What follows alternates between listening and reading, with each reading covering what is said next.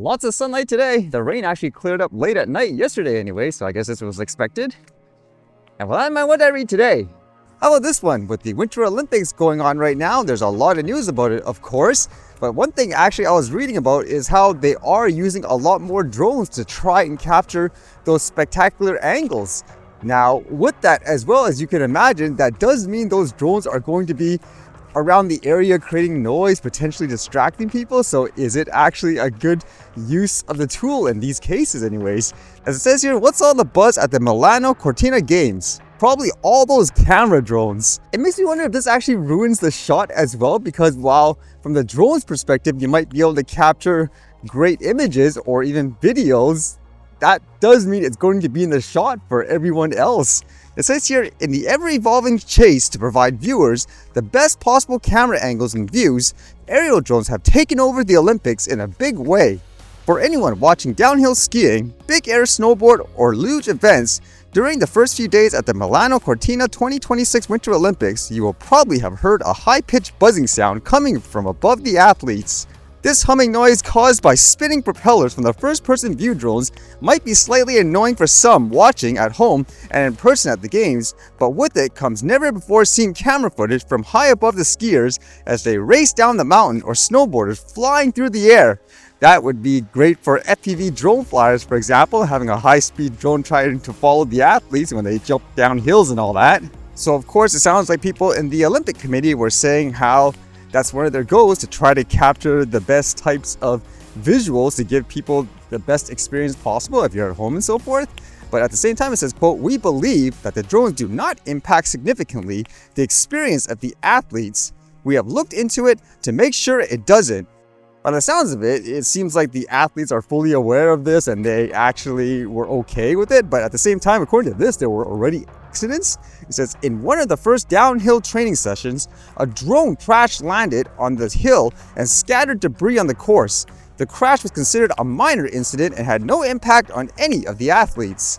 And of course, as mentioned, there are comments from people, spectators as well, saying how they find the drones annoying with all that buzzing sound everywhere. But if they're capturing really spectacular video and all that for the sake of trying to show the whole world I can't be there what it's like, or at the same time, just to give you the feeling of being, I guess, the athlete going down the hills and all that, are you okay with it overall? At the same time, it makes me wonder, like in these cases, is there a reason why they don't just equip, let's just say, athletes at times with really light camera gear, for example, so they could actually be like how a lot of people do it actually in a regular everyday life. They have things like GoPros and so forth, so you can see what it's like in that sense. Especially with skiing and stuff as well. A lot of people wear things, for example, like sunglasses or goggles, and nowadays there's actually sunglasses with cameras and stuff built into them. So it makes me wonder if they could do stuff like that actually, if they're trying to give people the actual feeling. With that, more news about drones creating chaos per se in the airspace apparently. This one says, drone scare diverts flights at Amritsar. Security protocol overhauled. Operations at Sri Guru Ram Das Ji International Airport, Amritsar, were briefly disrupted in the early hours of the 8th of February after pilots reported an unidentified drone near the runway. Air traffic controllers shut the airspace for roughly 1 hour, forcing 2 incoming international services to divert. While police believe the device may have been launched during a nearby wedding, investigators have not ruled out cross-border reconnaissance. Pakistan's border lies less than 30 kilometers away. Can you imagine that? I wouldn't doubt if that was the case anyway. Somebody was flying the drone around like here to capture visuals of the wedding, and just because it is a quote drone nowadays in a lot of places, they treat it like it's some terrorist weapon, for example, regardless whether or not it may just be like here, people are filming the scenery. There was no indication it was a threat or anything by the sounds of it, but it just makes you wonder again if it's too over the top and there's too much hysteria still when regular people, I guess, use the drones, and whether or not officials are actually equipped and prepared to properly assess the situation and to just deal with it overall.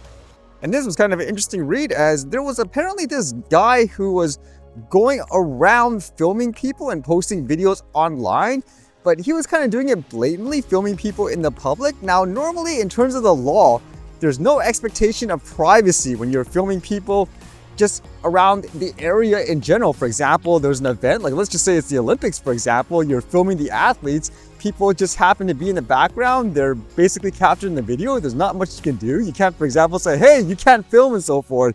Well, it seems like this guy was taking it to the extreme, but he was kind of doing it intentionally, it seems like. I don't know if he's doing it for a reaction or what, but because of the way he was doing it, apparently he was charged for criminal harassment. It says here, man arrested in criminal harassment, investigation, City of Toronto image release. The Toronto Police Service is making the public aware of an arrest made in a criminal harassment investigation. Take a look at some of the videos I guess the guy made and you determine, do you think this is harassment?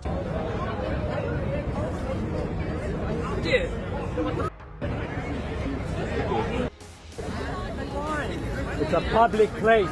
Yeah, you're filming us. It's a public place. You can film somewhere else. Record yourself. Why are you recording us? You have no privacy.